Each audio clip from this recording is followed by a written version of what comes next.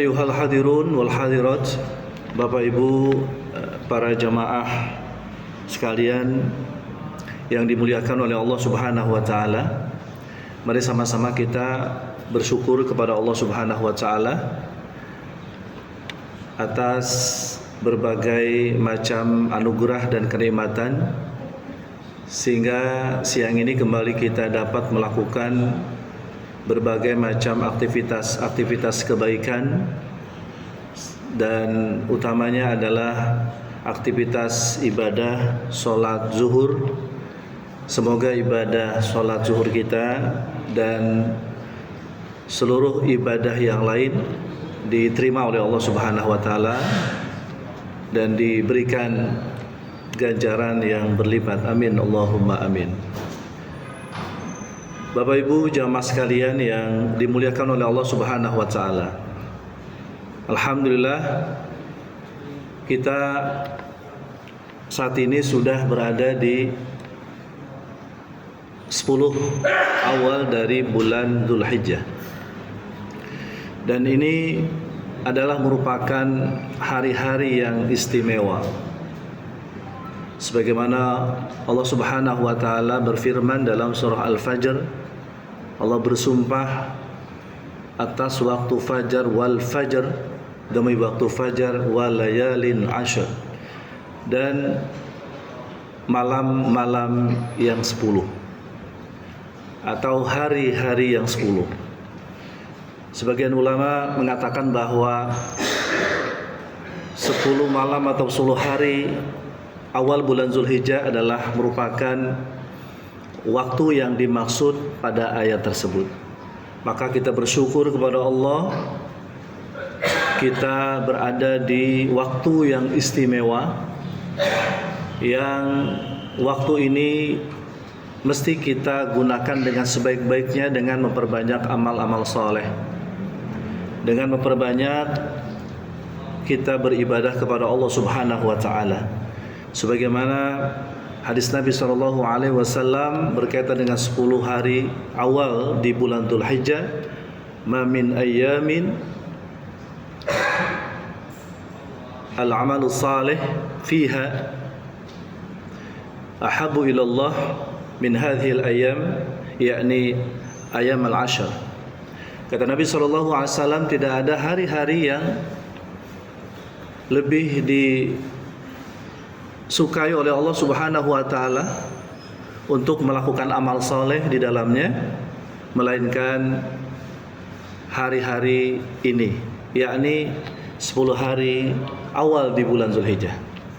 Oleh karena itu, hadirin sekalian, mari sama-sama kita terus memperbanyak amal-amal saleh, amal-amal kebajikan, dan semoga ini mampu menjadikan kita semakin hari menjadi mukmin yang berkualitas. Amin Allahumma.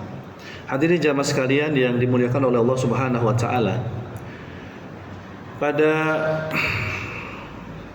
kuliah singkat zuhur kali ini, kami ingin berbicara tentang persoalan atau hal-hal yang berkaitan dengan pribadi Nabi Ibrahim alaihissalam dan keluarganya. Karena hadirin, di samping Nabi kita, Nabi Muhammad SAW, yang sudah dideklar oleh Allah Subhanahu wa taala sebagai hamba Allah yang menjadi panutan, menjadi ikutan bagi umatnya, dan Nabi dan Rasul yang lain yang juga pantas layak menjadi panutan adalah Nabi Allah Ibrahim. Sebagaimana Allah berfirman di dalam surah Al-Mumtahanah ayat 4, kata Allah, qad kanat lakum uswatun hasanah fi Ibrahim walladzina ma'ah. Sungguh kata Allah telah ada pada diri Nabi Ibrahim dan juga orang-orang yang bersamanya, yakni keteladanan. Dan salah satu yang ingin kita ungkap ya dari keteladanan Nabi Ibrahim itu adalah kesuksesan beliau dalam mendidik keluarganya. Mungkin seperti biasa kita akan membagi dalam beberapa seri Ya, untuk kali ini kita hanya pengantar saja, ya, untuk melihat nanti apa metode-metode yang digunakan oleh Nabi Ibrahim dalam mendidik anak-anaknya, dalam mendidik keluarganya, sehingga kemudian beliau berhasil mendidik keluarganya menjadi keluarga yang baik, keluarga Al-Quran, keluarga dakwah, ya, keluarga yang selamat. Hadirin jamaah sekalian yang dimuliakan oleh Allah Subhanahu wa taala. Setiap orang tua diperintahkan oleh Allah Subhanahu wa taala untuk selalu menjaga, memelihara anak-anak mereka agar anak-anak mereka itu terarah, terjaga dan selamat. Selamat dari apa hadirin? Selamat dengan tidak melakukan berbagai macam perbuatan-perbuatan maksiat. Selamat dari melakukan perbuatan-perbuatan dosa yang dengan perbuatan maksiat, perbuatan dosa itu akan mengantarkan seseorang itu masuk ke neraka. Allah berfirman dalam surah At-Tahrim ayat 6, kata Allah, A'udzu billahi minasyaitonir rajim, ya ayyuhalladzina amanu qu anfusakum wa ahlikum nar. Kata Allah, wahai orang-orang yang beriman, jagalah diri kalian dan keluarga kalian dari siksa api neraka. Nah, di sini Allah Subhanahu wa taala jelaskan kepada kita untuk bagaimana menjaga diri dan keluarganya dari siksa api neraka, dan utamanya adalah para orang tua. Jadi pesan ayat Allah ini adalah secara khusus disampaikan kepada para orang tua. Hadirin sekalian yang dimuliakan oleh Allah Subhanahu wa taala, ketika Allah katakan bahwa jaga dirimu, artinya jaga dirimu untuk tidak melakukan berbagai macam pelanggaran-pelanggaran. Jaga dirimu dan keluargamu agar tidak melakukan berbagai macam perbuatan keji, perbuatan mungkar, dan segala macam perbuatan yang dia akan melahirkan dosa. Nah, bagaimana supaya seseorang itu bisa terjaga, terpelihara untuk tidak melakukan berbagai macam keburukan, untuk tidak melakukan berbagai macam kejahatan? Maka seseorang itu perlu dididik, ya. Sehingga mau tidak mau, kalau kita ingin diri kita, keluarga kita terjaga, terselamatkan, ya, maka mau tidak mau, ya, harus mengikuti pendidikan. Nah, pendidikan itu hadirin, itu kan ada yang bersifat formal, ada yang bersifat non formal atau juga informal.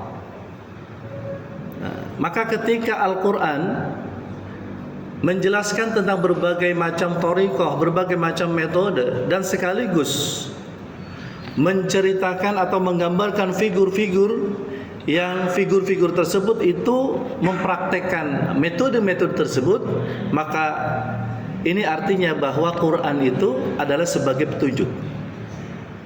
Ketika kita ingin mendidik diri dan keluarga, maka metode yang paling bagus adalah metode yang ditunjukkan oleh Al-Quran, ya. Maka kemudian kita merujuk kepada ayat-ayat Al-Quran yang berbicara tentang metode pendidikan, dan salah satu yang kita dapat hadirin dan langsung dipraktekkan, ya. Jadi tidak hanya teori, ya, tapi sudah dipraktekkan, ya. Maka kita mengambil metode yang digunakan oleh Nabi Ibrahim. Nanti ada beberapa ayat, ya, yang memberikan gambaran tentang bagaimana cara Nabi Ibrahim dalam mendidik keluarganya, dalam mendidik anak-anaknya. Kalau kita merujuk kepada firman Allah yang lain, ya, misalnya dalam surah An-Nisa ayat 9, Allah juga mewanti-wanti kita semua para orang tua supaya kita tidak meninggalkan di belakang kita ini generasi yang lemah. Kata Allah, waliyakhshal ladzina law taraku min khalfihim dzurriyyatan dhi'afa. Hendaknya takut jika sekiranya di antara kalian atau mungkin seseorang itu meninggalkan di belakang mereka keturunan yang lemah. Khafu alaihim, hendaklah mereka takut. Falyattaqullah, dan hendaknya mereka bertakwa kepada Allah. Waliyaqulu qawlan sadida, dan hendaklah mereka mengatakan kata-kata yang benar. Nah, dalam ayat ini Allah mengingatkan kepada kita semua supaya kita mempersiapkan generasi yang kuat. Jangan sampai generasi setelah kita lemah. Nah, lemah ini lemah dari banyak sisi. Bisa lemah imannya, bisa lemah fisiknya, bisa lemah finansialnya, bisa lemah keilmuannya dan lain sebagainya. Ya, meskipun kata para ulama yang lebih diutamakan di situ adalah jangan sampai meninggalkan di belakang keturunan atau generasi yang lemah iman.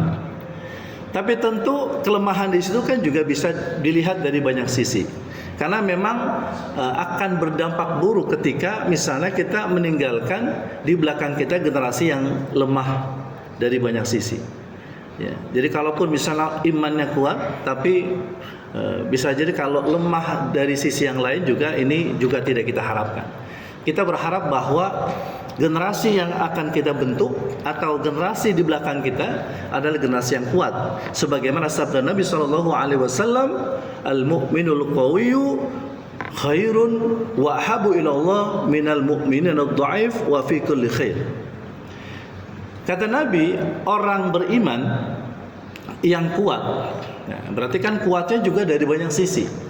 Ya, kuat imannya, kuat fisiknya, kuat keilmuannya, kuat finansialnya, dan kuat dari banyak sisi. Maka kata Nabi, orang mukmin yang kuat, ya, itu lebih baik dan lebih dicintai oleh Allah daripada mukmin yang lemah. Wa fi kulli khair, meskipun kedua-duanya itu ada kebaikan. Mukmin yang kuat ada kebaikan, mukmin yang lemah juga ada kebaikan. Tapi ya, yang lebih baik dan lebih dicintai oleh Allah Subhanahu wa taala adalah mukmin yang kuat. Nah, oleh karena itu maka ya, agar generasi ya di belakang kita terbentuk generasi yang kuat, generasi yang kokoh, generasi yang baik, maka tentu untuk membentuknya maka diperlukan yang namanya pendidikan. Nah, oleh karena itu maka ya nanti dalam beberapa pertemuan setelah ini kita akan coba melihat ya, seperti apa metode pendidikan yang dipraktekkan oleh Nabi Allah Ibrahim kepada keluarganya, sehingga akhirnya keluarganya itu ya, menjadi keluarga yang kuat, menjadi keluarga yang kokoh, menjadi keluarga yang selamat.